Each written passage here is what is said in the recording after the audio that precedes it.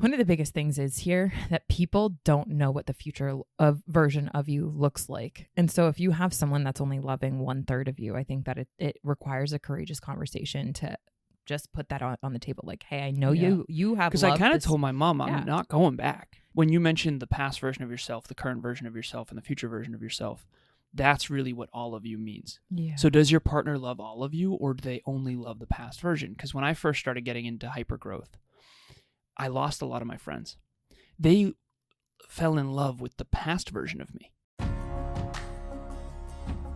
Conscious couples, business partners, and singles committed to attracting their dream partner. Welcome to the Conscious Couples podcast, where we share our life, love story, and combined relationship expertise to help you create and consistently cultivate the most magnificent, intimate relationship possible.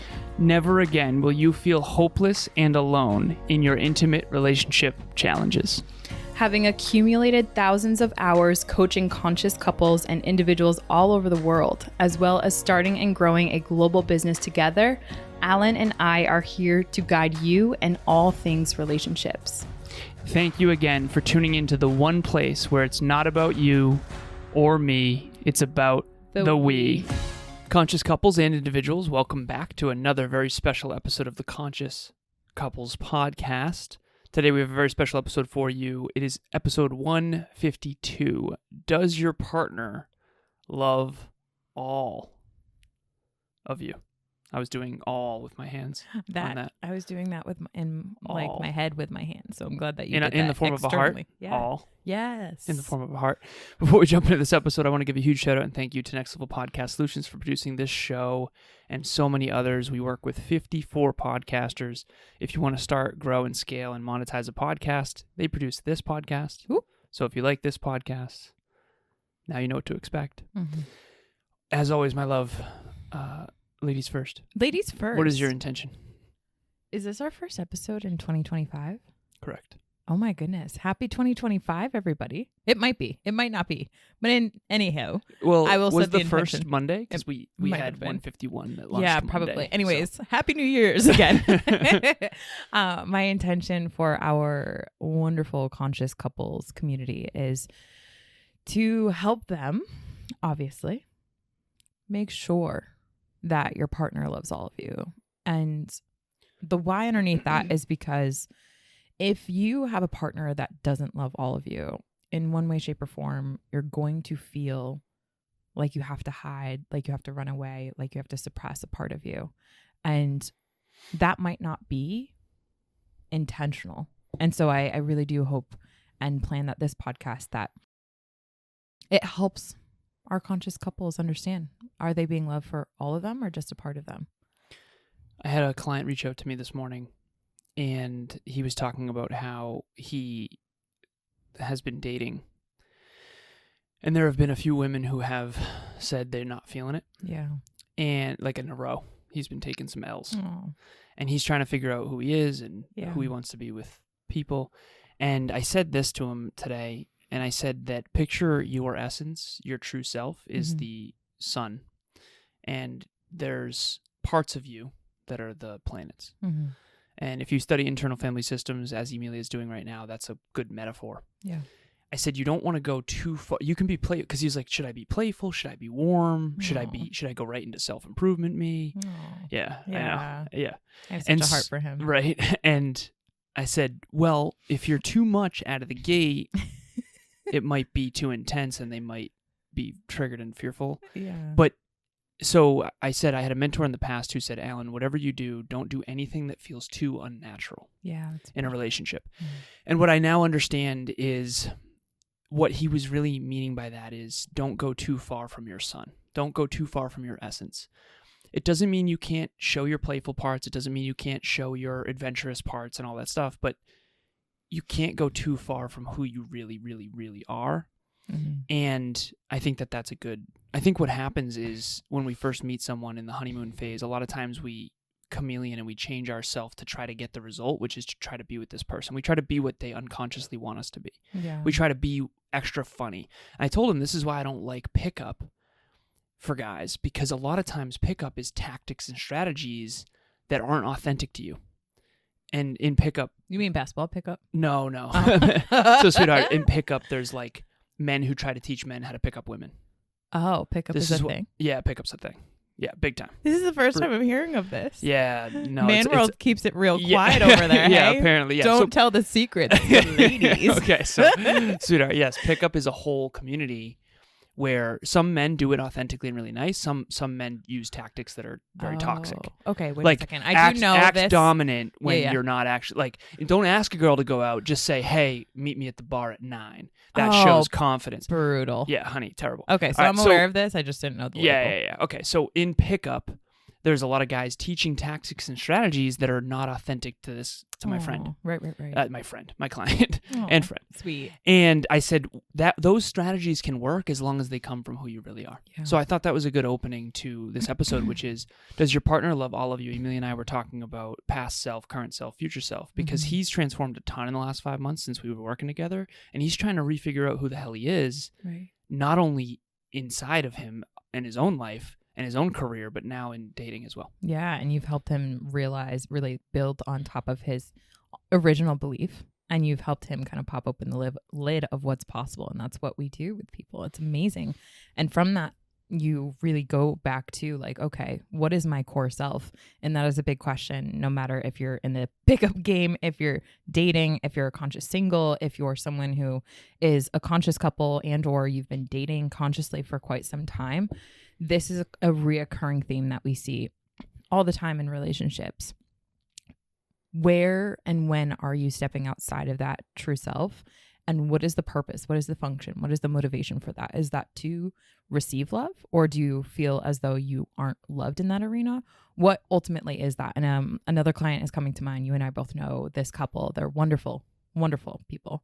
And I had coached separately, not through RTC, but through Evolve, the female in the relationship, one of the females in the relationship. And it was actually, the time of year was just about now that we were having this dialogue. Last year. Yeah. And I actually think that I mentioned it in another podcast episode a long time ago in Conscious Couples. But anyways, what had happened? The woman that I was because you ended up coaching both of these. I did end up coaching. Yeah, wonderful. Wonderful experience. And at the time, though, I was just coaching, let's say partner A in this scenario. Partner B wasn't coaching with me at this point in time. And partner A is like the hyper growth oriented person in this relationship. And long story short, she had gathered everyone around the table and was like ready to go for 2024. She was like, yeah, I remember this. You remember this story? Yeah, She was I've coached this person too. Yeah, she's super growth. I adore her so much. Big fan. We love you. Let's change the world. She brought everyone around the table and she was like, sitting the kids down, like, let's map out 2024. Like she loves. I actually coached her son as well. He's really awesome. Yeah, for a time. We're so blessed, right? And so she had gotten everyone around the table and she was so excited to like really chart out 2024 and like, awesome. You don't ever want to have that flame being doused, right? And if you're anyone that's been growth oriented and the person that has like brought everyone to the table to like chart out the next year or anything on that end, it feels like absolute crap when you have anyone being like, is that really realistic? And if anyone wants just context for this, imagine being around the dinner table with all your friends and family. Yeah. At whatever holiday, insert holiday here, and then just stopping the conversation of whatever's going on and saying, hey, what do you all think your biggest bottleneck is for 2025? And you'll just get crickets. It'll just be like, who the fuck are you? It'll be so brutal. Why have you ruined And dinner? if your family reacts positively to that, send them this episode. Yeah, and let us know who they are. Yeah. We want to be around them. We want to be their friends. So essentially like that whole thing had happened and she came back after and she had shared the story with me and she was like, it was really difficult in many ways. Like I was really grateful because in the years past, I feel like I had to drag my partner up the hill in this arena, but like my partner was more on board than she's ever been. And we had this whole dialogue around your partner has loved the past version of you. She loved and she really valued that, right? Because in that past version of you, you had kind of hidden this hyper growth part of you, right? Which is the present version of you at the time we were not talking. Kind of hidden, but super hidden. Right. And being delicate in my words with that. And that present version of her was just the beginning of her starting to really unveil her hyper growth orientation, which is who she's becoming, who she aspires to become, right? Her goals, her aspirations, and the values and the belief systems that she has.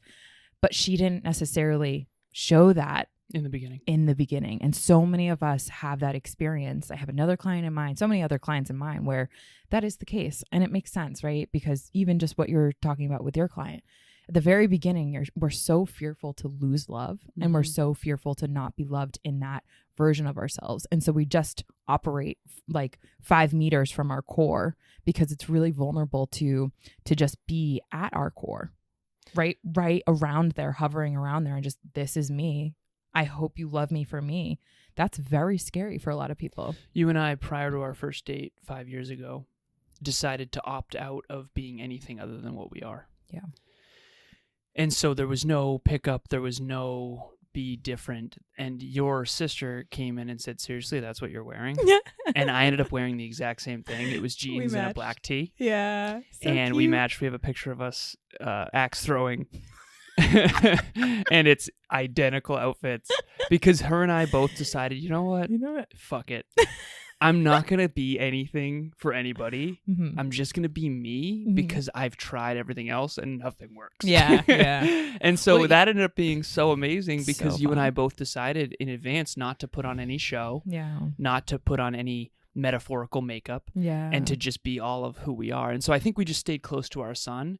And the truth is, and this goes to if my client were listening, that might have repelled 99 out of every 100 women. Yeah. But with you, it worked unbelievably. So, exactly. And I decided I would be alone for the rest of my life if I had to be before I would change myself again. Yeah. And so I think the self-improvement industry, I've talked to you about this. I think that in the past, when I was much younger, I felt like, oh, I don't like this about myself. So, I'm shy. Let me change that about myself. And there's a difference between I want to become less shy versus I'm going to try to be an extroverted person when I'm a naturally introverted person. And I think that I believe now in self-awareness, self-acceptance, self-improvement. Self-awareness is, you know what, I am introverted and I'm always going to be. And this is me, hypothetical. I consider myself an ambivert. Okay, I am ambiverted and I'm always going to be. Self-acceptance, I own that. That's okay. I don't like barbecues. I never have and I never will. Ambiverts. Barbecues can fuck right off. It is what it is. I'm not a fan. Never have been, other than the food.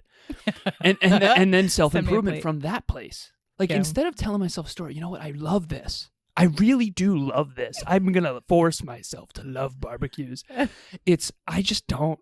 I never have and I never will. Let me accept that and then opt out of all barbecues. And again, that's a metaphor.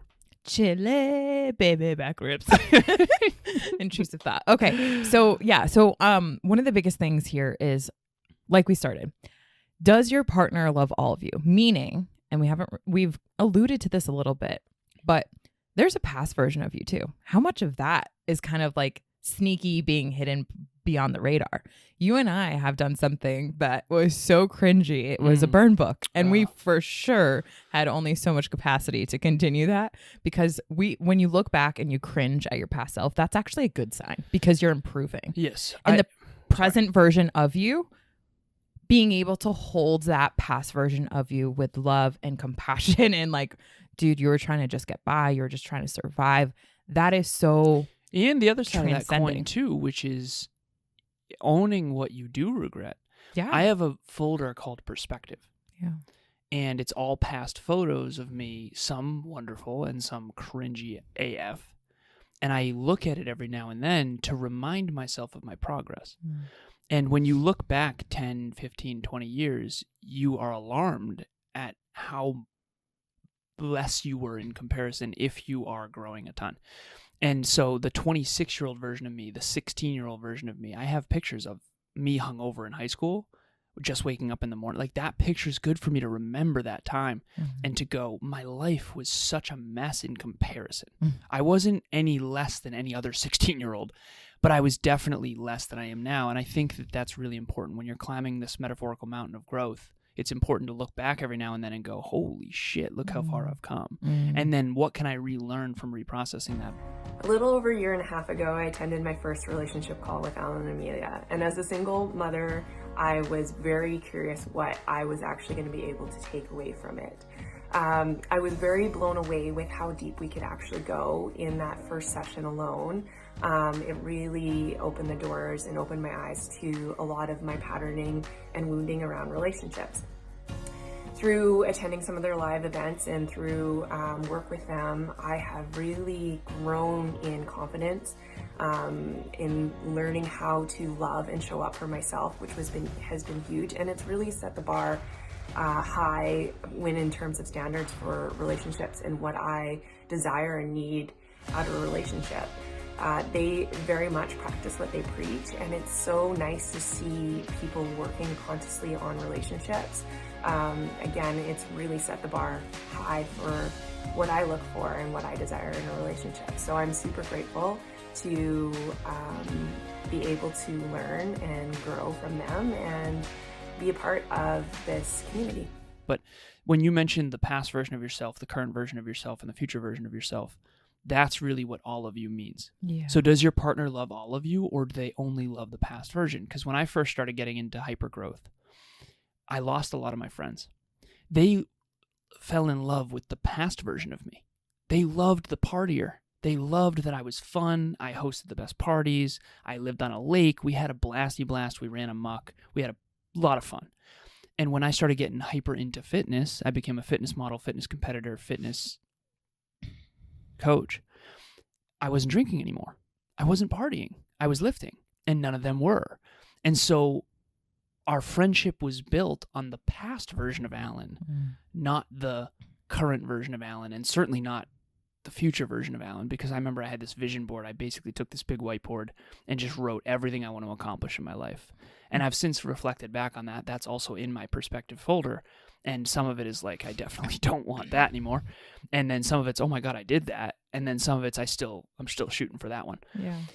But most of my friends from my past, pre-car accident at 26, they loved a past version of me. And when I transformed, and I'm saying drastically, they don't necessarily love the current version of me at the time or the future version of me that I'm growing into. And I think that that's, so they loved 1/3 of me. And that's the least important third, in my opinion. I'm just saying. I understand what you're saying. And I also feel a lot of my experience has been kind of a little bit of the opposite in a way, where because of my beauty, because of my intelligence, because of where I've came from and how that was built. So like a lot of people would see me on the outside and I would be a target for them. And people would love how having the future version of me in their life as like a status symbol, people would get gravitated towards that very fast and would look at me as an opportunity for them to have to do less in their life. So work less because she's intelligent. So she's going to make sure that we're set up for the future. She's beautiful. So I don't have to worry about, having to take care of myself because everyone's just going to be focusing on her, and I'm going to love and burk off of that. And then she's accumulated wealth and or her family has set up the financial elements to accumulate wealth because of their improving their decision making, and that became a target on my back. Can you explain BERG, sweetheart? Yeah. You use BERG as if everyone knows it. Berging is basking. It's an acronym that's basking in reflected glory, which is essentially if you are around someone that does something that's glorious, right? Other people will envy or is succeeding in life. Other people will try to get closer in proximity to that person. The best example is a sports team that's winning. Everyone wants to come and be a part of the sports team. Yeah. Or a sports team that's losing is music corfing, singer. Cutting off from reflective failure. Yes. Corfing, which is basically when your team's losing, no one wants to come to the game. Yeah. They don't want to be associated with a losing team. Right. That, which in all of this, why I mentioned that vortex, like when people experience the present version of me, which was me doing summer classes, not having not being fun, to use people's words, like, oh, you're not as fun as you used to be, right? AKA the past version of me. mm-hmm. Me making sure that my finances, like I had in comparison to some of my peers, maybe a tighter wallet because of the fact that I was conscious on what I was building and what I was not. So when we would go out to brunch, like I wouldn't get a huge brunch meal. Like I would be very focused, and like those little things, people didn't really like that. So you think that your friends and potential mates were falling in love with the future potential version of you, but it wasn't necessarily the future potential version of you that you value. Yeah. Okay. Yeah. And so to wrap this up, because I know we got to jump, sweetheart, we got a relationship talks coaching session soon, is, does your partner love all of you? Do they, and this is something to contemplate for everybody. Yeah. Does your partner love the past version of you, the current version of you, and the future version of you? Do they love the real you, or do they just love the surface level version? And how do you tell the difference? And I used to say this to my ex. I said, you love the idea of me more than actually loving me. And I was a fitness model, fitness competitor, Instagram, not, all that stuff, influencer at the time. I had way more engagement back then than I do now, because physique and fitness is more popular than self-improvement, unfortunately. And I could tell that she loved being with someone who was a fitness model, who went to one of the top engineering schools in the world, who all these things. She loved the idea of being with someone like that, but she didn't love the 5 a.m. workouts. She didn't love that I had to work. Yeah. She didn't love that I couldn't be available. AKA loved the future version of you, but didn't love the present version that of you. was going to create that. Exactly. And so past, present, future, everyone asked themselves like, oh, crap. I'm only loving the future version of my partner or the present version of my partner. And you can tell if they only love the past version of you if they always say, well, you always used to be so much more fun, or you always used to be. That's a great indicator that someone has fallen in love with the past version of you and is just trying to love you there. Doesn't know how to love the present version of you, and really, really is going to struggle to learn that you have a future version of you that you're building. Well, I'll share this briefly because I know this will land. We were with my mom recently. We had brunch, and she said something along the lines of, you used to spend a lot more time with your friends, or something like that. And what I'm realizing now is that she valued that more than she values the version of me that is more of a business owner. And that's just going to happen. And I think what would be your advice for someone out there who feels like not all of them is being loved by someone? Because this is alarmingly the case with pretty much every relationship. Yeah. So go ahead. Yeah. The biggest thing is, number one, understanding that's a mindset shift.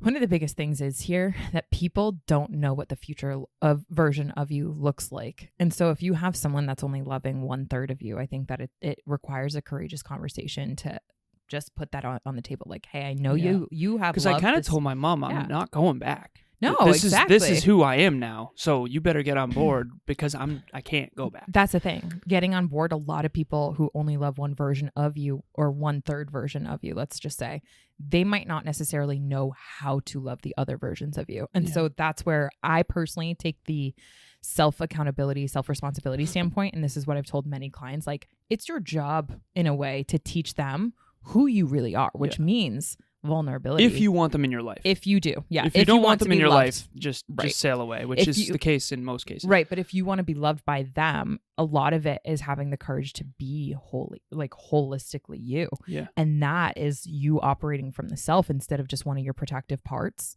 And so like if they only love that past version of you, that tells me that you have been operating and engaging with them in relationship in your protective that past parts. Version, yeah. And you don't have the courage to kind of bring forward the new version. I actually really, I know we used to love going out into barbecues, and that used to be me, but I need you to know, kind of a software upgrade. Yeah. I need you to know, like, I don't like that stuff anymore. I never really did, to be honest. I was just appeasing. Yeah. That's on me. So give them what you don't like, or whatever that was, and then share with them what it is that you do love, that you do like, and that you do want to invite them in to love you more on.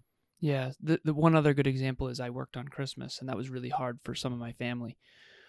I said, this is who I am. This is what I want to do. Yeah. And not everyone wants to do that. That's totally fine. But this is who I aspire to be. And by the way, necessary for my goals. For sure. So anyways, last piece, your client, how did she end up navigating through this? Because obviously she was in a situation with her partner where she was leaning into hyper growth version of her. How did that go? Yeah. It had gone really well. Her biggest kryptonite was courage. She didn't have the courage to be her whole self around her partner. And so she was living in Protectorville pretty much. And so the courage and vulnerability, she was good on humility. What's Protectorville? her protectorville, she was just leaning into her protective parts. So the parts of her that just people pleased her partner, that didn't ask her partner, hey, you know what? That was a little tingy for me. Like I was trying to make sure that we could all set up 2024. The way in which you responded, it might have been a joke in passing, but like that actually really hurt. For anyone who hasn't studied IFS, Inside Out 2 and Inside Out, the Pixar movies, are a good high-level understanding of the protectors just grabbing the console and sort of appeasing versus loving all of your emotions, loving all of you, that kind of thing. Being vulnerable and courageous. So Protectorville is kind of when anxiety was driving the whole console. Yeah. And if you've not seen Inside Out 2, go do that ASAP. It's awesome. Yeah. Yeah. So for everyone, you know, I think that in conclusion, there's ways to tell if your partner is struggling to love all of you. And I think not assuming that they know how is really going to help your relationship grow together instead of apart. And it also takes a lot of courage, vulnerability, and humility for you to help them love you in that regard if you want to. Last piece, I had a friend of mine way back, keep it anonymous, and he was with a partner. He was transforming a ton. He and I both were. I mean, we were fishing on the dock, and I remember just talking about all our goals and dreams and just how different we were from high school. And his partner at the time, they weren't connecting anymore. They were kind of running through the motions. They were smoking a lot at the time. They were just kind of getting home from work, sitting on the couch, watching something, eating food. They were into fitness together, but that was it. He wrote this long letter saying, I can't do this anymore. I don't want to. I think this isn't who I am anymore. I've evolved. I can't be here. I can't do this anymore. And she came back and said, I am so game. I had no idea. I wish you had communicated. And I remember thinking to myself, and he said, you think that's on me? And I said, brother, yeah. You went 1000%. a year without saying anything. Of course you're going to drift apart. Yeah. Like and by the way, this person, she interviewed me. I'll keep it anonymous, but she's the sweetest person ever. And I remember thinking she would have evolved with you had you actually said anything. But you went too long just letting it ride on autopilot. Yeah. And of course you're going to grow apart. So we have got to jump. this belief that people won't accept us in this new version of us. And a lot of evidence for that. A lot of evidence that. The only thing that is true is that we're always evolving. We're always changing. It's just in what direction. And so that stems true. So with that being said, we want to invite you to our next Relationship Talks event, which is going to be the 16th of January. This is going to be all about, speaking of courage, how to be more courageous with your partner. We'll give you some tactics in that, kind of taking in this conversation, because all of you should be loved in 2025. Emilia and I did a check-in recently, and the check-ins are always courageous moments of, do I really want to share this? And then you do, and then you grow together, and it's vulnerable, and sometimes it's messy, and then you change and you transform, and then you thank each other later. It's wonderful. And it's also wildly scary. How to be courageous in your relationship. Also, if you want Relationship Talks coaching, it's kind of like relationship insurance. We will guarantee that you are in your authentic selves. That's the only thing we can guarantee. We'll try to help you grow together, not apart, but maybe your authentic selves are supposed to grow apart. So reach out, and the first one is free. Cool. I'm supposed to do the sign off. Thank you all for listening. We appreciate you. And as always, it's not about you or me. It's about the we. We'll talk to you next time. Bye, everyone. Thanks for joining us for another episode of the Conscious Couples podcast. We love connecting with the Conscious Couples community, so please make sure you follow us on Instagram. I am at Evolve with Emilia, and Alan is alazarus88. Also, if you or your partner resonated with this episode, leave us a review at the link in the show notes, and please share this with someone you love and care about. Until next time, remember, it's not about you or me. It's about the we.